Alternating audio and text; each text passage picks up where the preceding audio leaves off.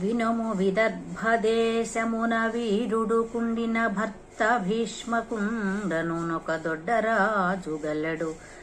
ఆతనికేవురు పుత్రులగ్రజుండనయుడు రుక్మిణాబరగు అందరకున్ కడగొట్టు చెల్లెలై మనుజవరేణ్య పుట్టె ఒక మానిని రుక్మిణినా ప్రసిద్ధి అయి.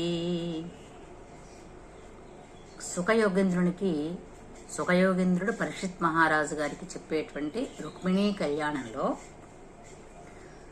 రుక్మిణీదేవి యొక్క పుట్టుక గురించి చెప్తూ ఉన్నాడు. విదర్భదేశము అనబడేటువంటి ఒక మహా సామ్రాజ్యం ఉంది మహారాజా. ఆ సామ్రాజ్యానికి రాజైనటువంటి వాడు భీష్మకుడు అనబడేటువంటి ఒక మహారాజు. అతను కుండిన నగరాన్ని పరిపాలిస్తూ ఉన్నాడు. విదర్భ దేశానికి రాజధాని కుండినపురము. ఆ కుండినపురాన్ని, ఈ విదర్భ దేశాన్ని కూడా భీష్మకుడు అనబడేటువంటి రాజు పరిపాలిస్తూ ఉన్నాడు. అతనికి 5 కుమారులు ఉన్నారు. ఈ 5 కుమారులలో కూడా పెద్దవాడు రుక్మి అనేటువంటి పెద్దవాడు. ఈ 5 కూడా రుక్మ అనేటువంటి పేర్లే పెట్టాడు భీష్మకుడు. ఒకడు రుక్మి, ఒకడి పేరు రుక్మరథుడు, ఒకడు రుక్మకేశుడు, ఒకడు రుక్మబాహుడు, మరొకడు రుక్మనేత్రుడు. రుక్మ అంటే బంగారము అని అర్థం. బంగారము అంటే ఈ 5 కూడా శరీరానికి ఇంద్రియముల వంటి వారు, జ్ఞానేంద్రియముల వంటి వారు ఈ 5 కూడా. అంటే 5 ఇంద్రియములే ఈ భీష్మకుని యొక్క కుమారులు అని చెప్పొచ్చు. భీష్మకుడు అనబడేటువంటి వాడు జీవుడైతే ఈ 5 కుమారులు కూడా ఈ 5 ఇంద్రియములు. కాబట్టి మానవుడికి, జీవుడికి ఈ 5 ఇంద్రియములు కూడా బంగారముగానే భావిస్తాం కదా, బంగార సమానమైనవి. ఎందుకంటే చాలా విలువైనటువంటివి. అందుకని ఆ పేర్లు పెట్టుకున్నారు అని చెప్పి విమర్శకారులు చెప్తూ ఉంటారు. సరే, ఏది ఏమైనప్పటికీ కూడా ఈ 5 కూడా కొంత దుష్ట పరివర్తన కలిగినటువంటి వారు. అందులో రుక్మిణి అనబడేటువంటి వాడు పూర్తిగా శ్రీ మహావిష్ణువుకు ద్వేషపూరితమైనటువంటి వాతావరణాన్ని ప్రదర్శించేటువంటి వాడు. ఈ 5 తోడ కడగొట్టు కూతురుగా, చిన్న చెల్లెలుగా మరొక అమ్మాయి పుట్టింది. ఆ అమ్మాయికి రుక్మిణి అనబడేటువంటి పేరు పెట్టాడు. రుక్మిణి అంటే కూడా బంగారం. ఈ బంగారము ఎవరి బంగారము అంటే ఈమె బుద్ధి, మనస్సు. జీవుడు భీష్మకుడు అని చెప్పుకున్నాం కదా, రుక్మిణి బుద్ధి. ఈ బుద్ధి ఎప్పుడు కూడా భగవన్నామస్మరణంతో ఉంటుంది. కాబట్టి మానవుడి యొక్క పంచేంద్రియములు కూడా సహకరించకపోతే భగవన్నామానికి, కనీసము బుద్ధి గనక భగవత్ స్మరణలో ఉంటే భగవంతుని యొక్క కటాక్షం తప్పకుండా సిద్ధిస్తుంది అని చెప్పడానికి అంతర్గతమైనటువంటి గుణీభూతమైనటువంటి కథే రుక్మిణీ కళ్యాణం. కాబట్టి ఇక్కడ బుద్ధి జీవుణ్ణి పరమాత్మలో కైంకర్యం చేసేటువంటిది. పరమాత్మ కైంకర్యం కోసం జీవుణ్ణి నియోగించటమే రుక్మిణీ కళ్యాణం.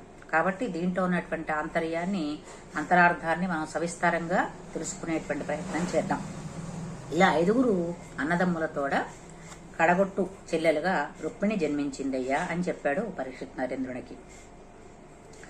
బాలేందురేఖతోచిన లాలితయగు అపరదిక్కులాగున ధరణి పాలునిగే హమ్ము మెరిసెను బాలిక జన్మించి ఎదుగ భాసురమగుచున్.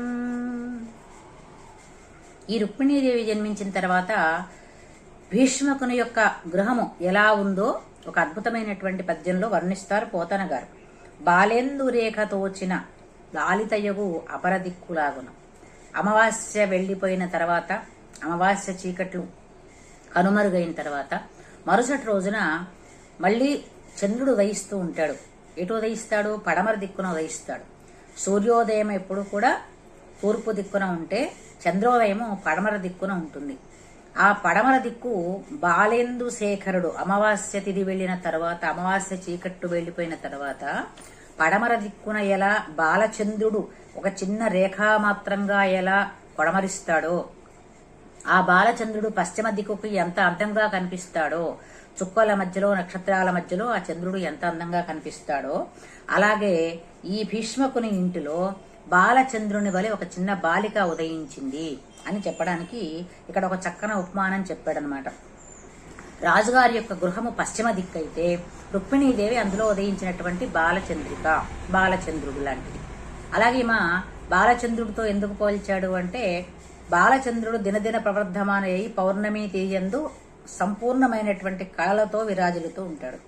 అలాగే రుక్మిణీదేవి కూడా బాలచంద్రుడిలాగా ఉదయించి ఈ భీష్మకుని గృహంలో దినదిన ప్రవర్ధమానయ్యేతూ సకల విద్యలు అభ్యసిస్తూ సకల గుణముల రాశిగా పేరు కాంచుతూ, అలా ఈ అమ్మాయి కూడా పూర్ణచంద్రుని వలె రోజు రోజుకు అనేక రకాలైనటువంటి బుద్ధులని విద్యలని నేర్చుకుంటూ పెద్దల యొక్క మన్నలని ఆశీస్సులని పొందుతూ ఉందట.